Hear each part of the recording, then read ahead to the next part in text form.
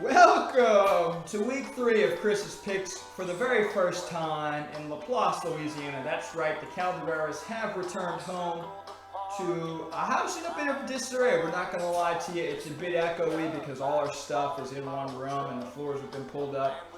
So we're on concrete, but this is our beach for today, and certainly for the picks. We got a nice green screen back here. Maybe if I learn how to edit anything, that could serve as a really nice backdrop. We'll see. We'll see what happens.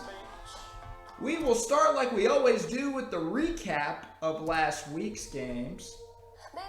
The picks went 3-3 again. So I'm 6-6 on the year for all of you counting at home, all you math wizards. We're batting 500. We're playing 500 ball. I can't complain about that. I'm giving you profit on the entertainment value. Keep hammering Chris when you go to Vegas. One of these days we're going to break through, and who knows, it could very well be this week. So we'll see. Pat Mahomes and the Patriots defense were big point getters for the Mahomies.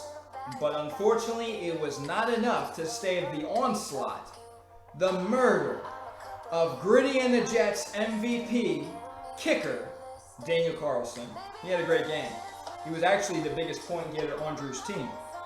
His iron leg led a miraculous comeback for a team sure to take the #1 ranking in the power rankings, which will come out, who knows, I'm in charge of that, so timeline TBD on that. Rumble, young man, rumble. That's what GM Logan was saying after King Henry dominated the field and led Team Takeout to the victory over Dalvin and the Chipmunks, and also the highest point total of the league last week. Congrats, Logan. I asked you to prove me wrong, and you certainly did. Spend that $10 that you get wisely. Despite calls for the GM to trade his entire roster, to put his entire team on the trading block, members of Saquon D's Nuts rallied to defeat the heavy favorite Chubby W's in a close one.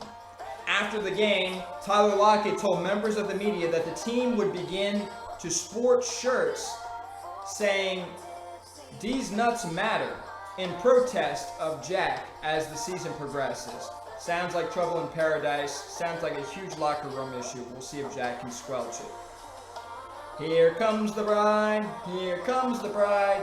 Unfortunately, no one is putting a ring on Team D Night 2-8 at the end of this season. His team is off to an 0-2 start and trending in the wrong direction after being routed by one heartbeat. Hoping the honeymoon is fun, Dylan, because this league has certainly not been for you. The Stogies cruised to a win over Eating Dubs and Crabs, and Team Sado defeated the Dixieland Delights like a drum in our Game of the Week, sponsored aptly by Yamaha Drums. So folks, that was our recap of last week. Now we'll move on to what I think for this week. We'll start with Team Takeout. I think they win an easy one over Team D928. Continue to look for big performances from Tampa Tom and D Henry. Lots of turmoil in the D's Nuts locker room. Lots of fictitious turmoil amongst members of a fictitious team that I am creating for you right now. But I think it's a beautiful storyline. I love a good drama. So I'm taking the Dixieland Delights to earn their first win in a game that could be close depending on the status of Amari Cooper. Will might want to check on that status as the week progresses. As I've said, I'm not picking against Daniel with K1 and Cooper Kupp on his streets. So once again, I'm riding with him. Blake could make things interesting if he starts his actual quarterback, Lamar Jackson, over Jameis Winston. But we'll see. We'll see if he's thinking with his heart or his head. Next up, the Chubby Dubbies versus the Mahomies. I think this is a coin flip kind of game. I think I'm going to go ahead and pick Dave here simply because I hate the thought of a team starting 0-3. Dylan, if you're upset about me picking against you, I just don't think your team is very good. So I think Dave has a shot. I'm going to pick him because I definitely want this league to be as competitive as possible. And I think that the more teams we have with a win, the more that makes sense, that we can sit back and call this league competitive, and that's what I want. I also want the trophy at the end of the year, so that's kind of a conflicting thought, but who cares? As of now, Dalvin the Chipmunks are a close favorite to beat me, the Stogies, and honestly, I've underperformed my projections the last 2 weeks. So I'm going to go ahead and pick Dan in a first for Chris's picks. Yes, that's right, for the first time in Chris's picks, I am picking against myself, hoping to have that reverse jinx magic. We'll see what happens. Folks, ladies, gentlemen, small children in the audience, it is time for the moment we've all been waiting for. The game of the week, aptly dubbed the Martin Berman Bowl, sponsored by St. Charles Bar Mayo, those damnable cheating bastards. Boy, oh boy, is this a rivalry or what? Or what? The Luling Heat versus the Louisiana Bandits. The Silent Assassin versus the Mouth of the South. BJJ versus literally anything else. It's Ali Frazier, Yankees, Red Sox, LSU, Alabama.